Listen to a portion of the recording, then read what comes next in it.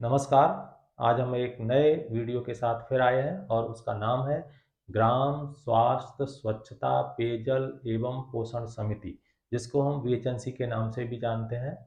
अब आप ये सोच रहे होंगे कि इस वीडियो की क्या आवश्यकता है, क्योंकि जैसा हमने पिछले इंसेंटिव से संबंधित वीडियो में आप सभी को बताया था कि एक इंडिकेटर है जिसमें राजस्व गांव स्तर पर वीएचएनसी की बैठक करनी है। अब वेकेंसी जब तक आप सभी को पता नहीं होगा तो आप बैठक नहीं कर पाओगे। तो इसलिए आज हम आपको डिटेल्स में ये बताएंगे कि वेकेंसी का क्या कार्य होते हैं, उसमें किसकी जिम्मेदारी होती है, ये कार्य कैसे करती है और इसका महत्व क्या है। तो आइए अब हम जानते हैं कि वेकेंसी कैसे कार्य करती है। तो इसलिए सभी से हमारी ये रिक्वेस्ट है कि इसको सब्सक्राइब कीजिए, लाइक कीजिए और बेल आइकन पर प्रेस कीजिए। ग्राम स्वास्थ्य स्वच्छता पेयजल एवं पोषण समिति, जैसा कि मैंने पूर्व में भी आपको डिटेल में बताया है। आइए चलते हैं आगे। भारत सरकार के निर्देशानुसार प्रत्येक राजस्व ग्राम के गांव के विकास हेतु ग्राम स्वास्थ्य स्वच्छता पेयजल एवं पोषण समिति के गठन किए जाने का प्रावधान किया गया है। अब इसका मेन उद्देश्य है कि लाभार्थियों की भागीदारी के माध्यम से स्वास्थ्य सेवाओं का बेहतर क्रियान्वयन, निगरानी और स्वास्थ्य कार्यक्रमों के सुचारू रूप से संचालित करने के लिए VHSNC, जिसको अब डिटेल में VHSWNC भी कहते हैं, महत्वपूर्ण योगदान है। इसका उद्देश्य क्या है? समुदाय को स्वास्थ्य कार्यक्रमों और केंद्र तथा राज्य सरकार द्वारा चलाए जा रहे कार्यक्रमों के बारे में अवगत कराना होता है। समुदाय को कार्यक्रमों की योजना कार्यान्वयन में भाग लेने के लिए सक्षम बनाना, गांव में बेहतर स्वास्थ्य स्थिति प्राप्त करने के लिए सामूहिक कार्रवाई करना है। स्वास्थ्य और स्वास्थ्य परिणामों को प्रत्यक्ष या अप्रत्यक्ष रूप से प्रभावित करने वाले सामाजिक निर्धारकों और सभी सार्वजनिक सेवाओं पर कार्रवाई करना है। समुदाय को स्वास्थ्य की जरूरतों, अनुभव और स्वास्थ्य सेवाओं तक पहुंच से संबंधित मुद्दों पर आवाज उठाने के लिए सुविधा प्रदान करना, ताकि राज्य सरकार सार्वजनिक स्वास्थ्य सेवा प्रदाताओं की संस्थाएं नोट कर सकें और उचित कार्रवाई कर सकें। नेक्स्ट है कि पंचायतों को स्वास्थ्य और अन्य सार्वजनिक सेवाओं में अपनी भूमिका निभाने के लिए आवश्यक समझ और स्वास्थ्य की स्थिति में सुधार के लिए सामूहिक कार्रवाई के लिए समुदाय को नेतृत्व प्रदान करना है। आशा सहयोगिनी और अन्य फ्रंटलाइन स्वास्थ्य देखभाल जैसे सामुदायिक स्वास्थ्य कार्यकर्ताओं के काम में सहायता और सुविधा प्रदान करना है। ये एक समिति के मुख्य उद्देश्य है। अब इसमें खाता भी होता है। अब उसको खाता कैसे खुलवाना है उसके बारे में जानते हैं। बैंक खाता गांव के नज़दीकी बैंक अथवा ग्रामीण बैंक में खुलवाया जाए। जहां पर बैंक की सुविधा नज़दीक में उपलब्ध ना हो, वहां पर पोस्ट ऑफिस में भी खाता खुलवाया जा सकता है। बैंक खाता वो बचत खाते के रूप में खुलवाया जाए, करंट अकाउंट ना खुलवाया जाए, सेविंग अकाउंट खुलवाया जाए। बैंक जो खाता है वो ग्राम स्वास्थ्य स्वच्छता पेयजल एवं पोषण समिति के नाम से खुलवाया जाए। बैंक खाते हेतु संबंधित गांव की आशा सहयोगिनी एवं समिति के अध्यक्ष, सरपंच, उप सरपंच या वार्ड पंच संयुक्त हस्ताक्षर करता होंगे। यदि एक समिति में एक से अधिक आशा सहयोगिनी हैं, तो उन गांव में सबसे अधिक शिक्षित आशा सहयोगिनी बैंक खाता के लिए संयुक्त हस्ताक्षर करता होगी। जिन गांव में अभी तक आशा सहयोगिनी का चयन नहीं हुआ है, उन गांव की समिति के लिए संबंधित उप स्वास्थ्य केंद्र की एएनएम संयुक्त हस्ताक्षर करता होगी। आशा सहयोगिनी का चयन एवं प्रशिक्षण होने के पश्चात एएनएम के स्थान पर आशा सहयोगिनी संयुक्त हस्ताक्षर करता होगी। 5 वर्ष पश्चात ग्राम स्वास्थ्य स्वच्छता पेयजल एवं पोषण समिति का पुनर्गठन किए जाने का प्रावधान है। अतः चुनाव के बाद यदि पंच सरपंच उप सरपंच बदले जाते हैं तो उस स्थिति में ग्राम स्वास्थ्य स्वच्छता पेयजल पोषण समिति के नए चुने गए अध्यक्ष के बैंक में हस्ताक्षर बदलवाए जाएं।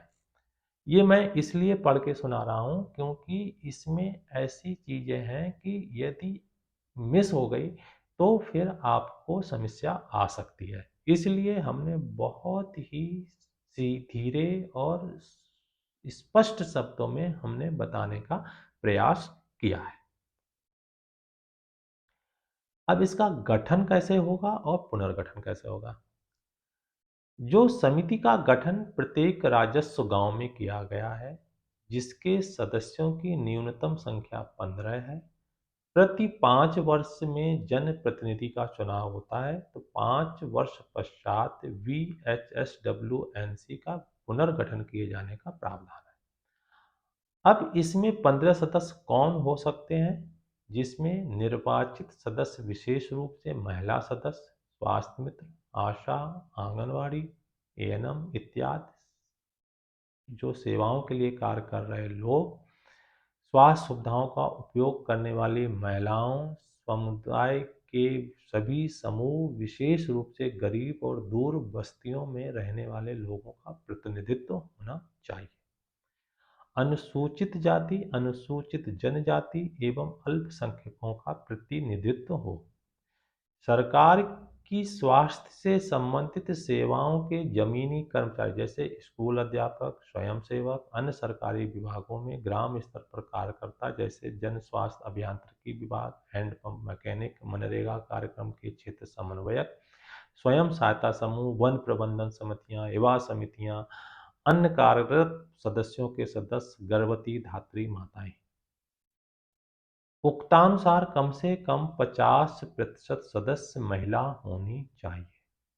विशेष आमंत्रित के रूप में बैठक में भाग लेने हेतु प्राथमिक स्वास्थ्य केंद्र के चिकित्सा अधिकारी प्रभारी, जिला आशा समन्वयक, block ASHA facilitator, PSC health supervisor, ICDS LH panchayat सदस्यों को भी बुलाना चाहिए। मासिक बैठकों का आयोजन। समिति का बैठक प्रत्येक माह की 10 तारीख या प्रत्येक माह के तीसरे मंगलवार को आयोजित की जावे। बैठक के आयोजन के लिए आशा सदस्य सचिव और पंच अध्यक्ष उत्तरदायी होंगे। बैठक का आयोजन किसी ऐसे सार्वजनिक स्थान पर होना चाहिए जहां समिति के सभी सदस्य आसानी से पहुंच सकें, जैसे आंगनवाड़ी केंद्र, पंचायत भवन या स्कूल, जहां पर बैठक का स्थान और दिनांक जरूरत के अनुसार परिवर्तित किया जा सकता है। विशेष आमंत्रित सदस्य जैसे ब्लॉक चिकित्सा अधिकारी, ब्लॉक या जिला पंचायत सदस्य इत्यादि को भी बैठक में शामिल करने की आवश्यकता है। यह विशेष रूप से सुनिश्चित करना चाहिए कि गांव के उपेक्षित एवं वंचित वर्गों के सदस्य भी बैठक में शामिल हों। बैठक के आयोजन हेतु आशा सहयोगिनी को प्रत्येक माह 150 रुपये दिए जाने का प्रावधान है। उक्त बैठक में जलपान करवाने की अधिकतम राशि 100 रुपये तक व्यय किए जा सकते हैं। ये मासिक बैठकों के आयोजन करने का प्रावधान सरकार के द्वारा बनाया गया है। अनटाइड फंड, इसमें इस समिति के अंतर्गत जो अनटाइड फंड आता है उसका उपयोग कैसे करना है। तो समिति गांव के स्वास्थ्य सुधार के लक्ष्य प्राप्ति हेतु किसी भी काम के लिए इस निधि का उपयोग कर सकती है। इस निधि का उपयोग पोषण, शिक्षा, स्वच्छता, पर्यावरण संरक्षण, सार्वजनिक स्वास्थ्य जैसे प्रमुख क्षेत्रों में किया जा सकता है। इसके अलावा समिति बैठक के दौरान इस धन का उपयोग का निर्णय ले सकती है और उसके क्या सिद्धांत हो सकते हैं जिनके आधार पर समिति निर्णय लेगी। तो निधि का उपयोग ऐसी गतिविधियों के लिए किया जाएगा जिससे पूरे समुदाय को लाभ हो, न कि केवल एक या दो व्यक्तियों को। हालांकि कुछ मामलों में, जैसे बेसहारा महिलाओं को या बहुत गरीब परिवार को स्वास्थ्य देखभाल की जरूरत के लिए उन्हें उपचार तक पहुंचाने में इस निधि का उपयोग किया जा सकता है। निधि का उपयोग उन कार्यों या गतिविधियों के लिए नहीं किया जाएगा जिनके लिए निधि का आवंटन पंचायती राज या अन्य विभागों के माध्यम से उपलब्ध है। समिति द्वारा निर्णय लेकर अनटाइड निधि के प्रबंधन हेतु रजिस्टर व अन्य आवश्यक दस्तावेज प्रिंट करवाए जा सकते हैं। तो इस तरीके से अनटाइड फंड का उपयोग कर सकती है समिति। अब अनटाइड फंड का प्रबंधन।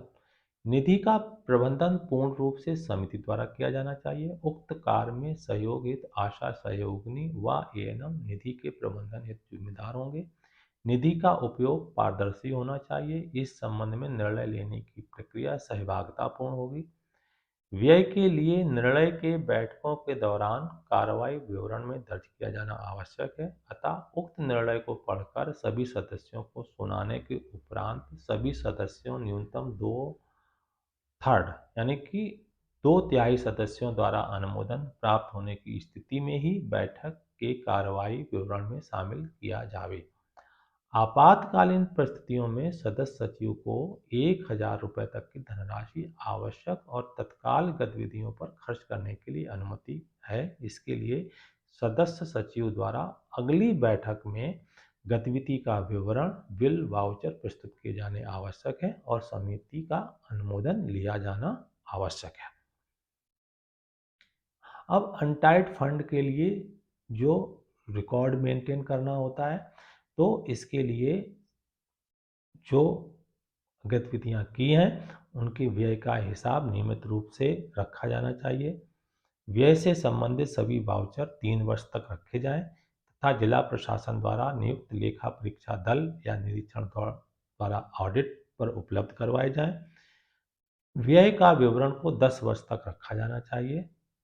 ग्राम पंचायत द्वारा अपनी टिप्पणी के साथ ब्लॉक स्तर पर भिजवाना चाहिए। PHSWNC द्वारा किए गए व्यय का विवरण आशा सहयोगिनी एएनएम द्वारा पीएससी हेल्थ सुपरवाइजर या पीएससी लेखाकार के सहयोग से संगारित किया जावे। तो अब आप लोगों को समझ में आ गया होगा कि वीएचएनसी का क्या कार्य होते हैं और इसमें किसकी क्या जिम्मेदारी होती है। फिर आपको और कुछ जानकारी प्राप्त करनी है तो हमारे कमेंट बॉक्स में ज़रूर लिखिएगा। और इसी के साथ हम अगले नए वीडियो में फिर मिलेंगे। तब तक आप स्वस्थ रहें, मस्त रहें और इस चैनल से जुड़े रहें। जय हिंद।